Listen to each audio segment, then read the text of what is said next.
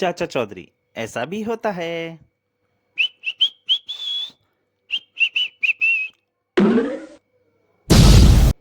तुम्हारे बम के धमाके ने मुझे गिरा दिया। दूसरों को बम से उड़ाने में मुझे बड़ा मजा आता है। चाचा चौधरी को उड़ा के दिखाओ तो जानू। चाचा चौधरी कौन है? दुनिया का एक ही आदमी जिसका दिमाग कंप्यूटर से तेज चलता है। कहाँ रहता है वे चाचा चौधरी? ऐसे आदमी को बम से उड़ाने में मुझे बड़ा लुत्फ आएगा। भूल जाओ मैंने क्या कहा था। बेशक तुमने मुझे गिरा दिया है, लेकिन फिर भी मैं तुम्हारा नुकसान नहीं करना चाहता। नहीं, अब तुम्हें बताना ही होगा चाचा चौधरी कहाँ है। वह आदमी गुस्से से बोला। एक बार फिर सोच लो। सोच लिया तो चलो।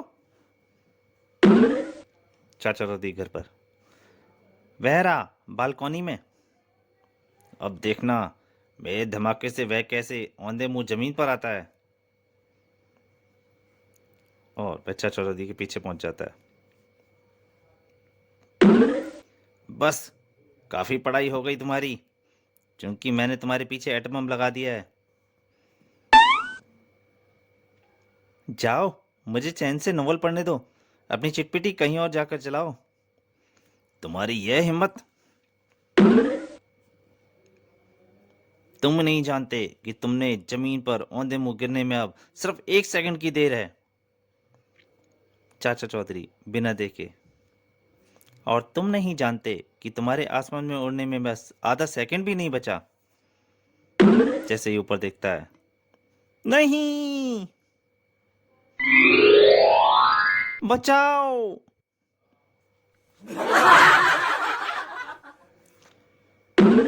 मूछें। अरे हजाम छछुंदर, तेरी मूछें कितनी लंबी होंगी? इनको कभी मैंने नापा तो नहीं, लेकिन इतना जानता हूँ कि मेरी मूछें विश्व में सबसे लंबी हैं। 10 साल से हर रोज खालिश तेल से इनकी मालिश कर रहा हूँ, तब कहीं जाकर इतनी लंबी हुई हैं। मूछें लंबी होने से क्या होता है? मूछें रौबीली होनी चाहिए, जैसे कंप्यूटर से तेज दिमाग वाले चाचा चौधरी की हैं। चाचा चौधरी की मूंछों के एक बाल में जो जीवन का तजुर्बा छिपा है, वह तुम्हारी दोनों मूंछों में भी नहीं होगा। यह बात है तो मैंने भी चाचा चौधरी की मूंछें जड़ से साफ न कर दी तो मुछद्दर हज्जाम नाम नहीं मेरा।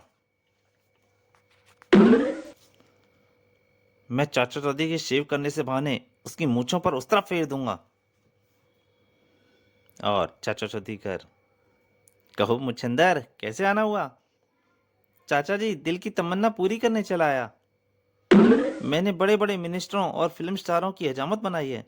मेरी इच्छा है कंप्यूटर से तेज दिमाग वाले चाचा चौधरी की भी हजामत बनाऊं। भाई, मेरे सिर पर बाल है नहीं। हाँ, तुम मेरी शेव बना सकते हो। और चाचा चौधरी शेव बनाने बैठ जाता है। मैं कितना भाग्यशाली हूं जो आपकी शेव बनाने का मौका मिला। बनाते बनाते।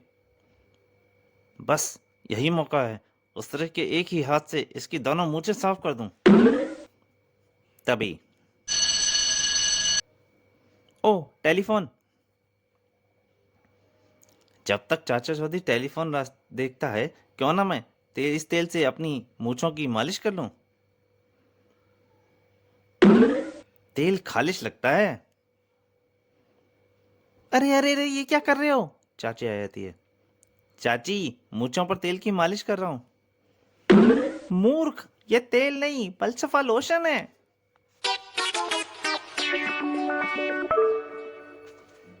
साबू का सलाम। साबू, जापान के एम्बेसडर का खाना कैसा लगा?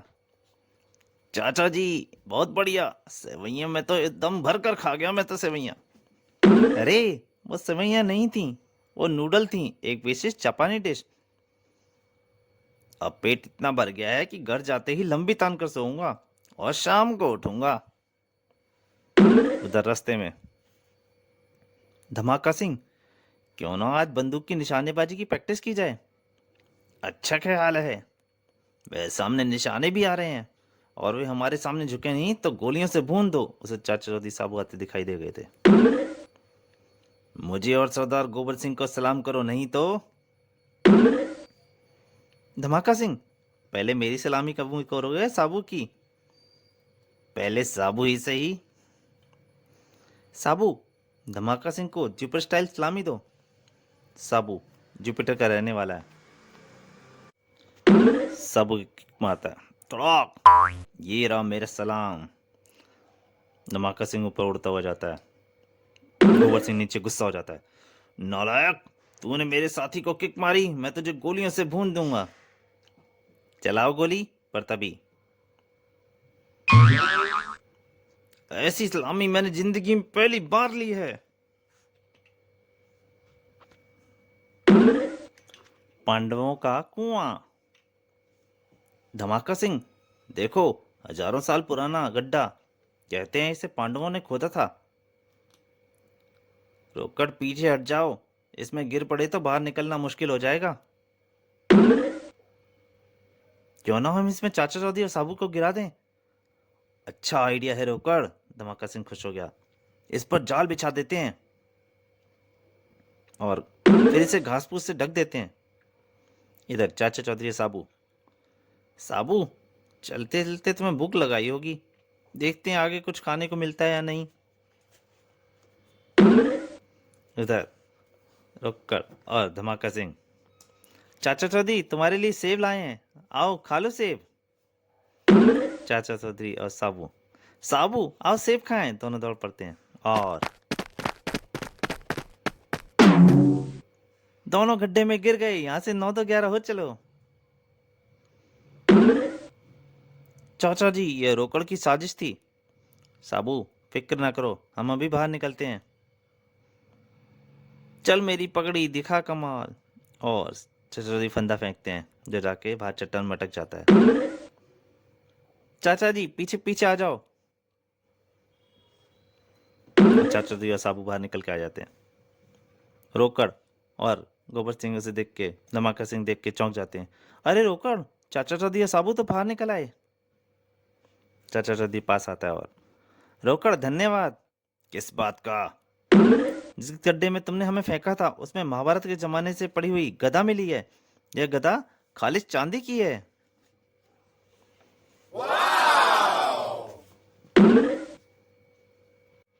चाचा चौधरी की नसीहत। भगवान, क्या खाना तैयार है? अभी नहीं, तुम बाहर जरा घूम फिर आओ, तब तक खाना तैयार हो जाएगा। आज स्पेशल बैंगन का भुर्ता बना रही हूँ। ठीक है, जरा 4-5 किलोमीटर घूम आने से तेज भूख लग जाएगी, तब तक खाने का मजा ज्यादा आएगा।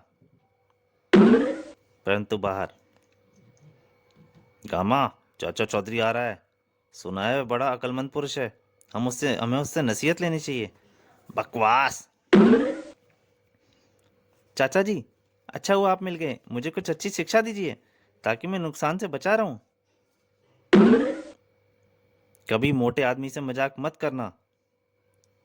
वापस आता है। गलत, बेवकूफ, उल्टे मोटे आदमी की खिल्ली उड़ाने में ही तो मजा आता है, वे और किसी के साथ नहीं आता। ये एटम बम मेरी इस बात को सिद्ध कर देगा। और देख, वह मोटा जा रहा है, तुम उसे बातों में लगाओ, पीछे से मैं यह पटाखा छोड़ दूंगा, देखना क्या बंजारा बनता है। उसके सामने जाके पहुंच जाता है। मोटे, एक टाइम में कितना खाते हो? अरे अब महंगाई बढ़ गई है, इस जमाने में कुछ खाने को मिलता ही नहीं है, इसलिए दुबला हो गया हूँ। कुछ साल पहले 15-20 किलो आलू के पराठे और आधा किलो मक्खन के साथ आराम से खा जाता था। लेकिन यह सब तुम क्यों पूछ रहे हो भाई? क्या देवे दावत देने का इरादा है? तब तक वो उसके पीछे दूसरा साथी बम रख देता है और बम फूटता है। बम फूटते ही मोटा उछलता है और उसी के ऊपर गिर जाता है। बचाओ! मैंने पहले ही कहा था कि मोटे आदमी के साथ कभी मजाक मत करना। इंटरव्यू। दो आदमी। मेरा नाम चौपट है, मैं टपोर एंड कंपनी में नौकरी के लिए इंटरव्यू देने जा रहा हूँ। मैं भी नौकरी के लिए वहीं इंटरव्यू देने जा रहा हूँ। वाह, हम दोनों एक ही नौकरी के लिए जा रहे हैं, लो खाओ पान।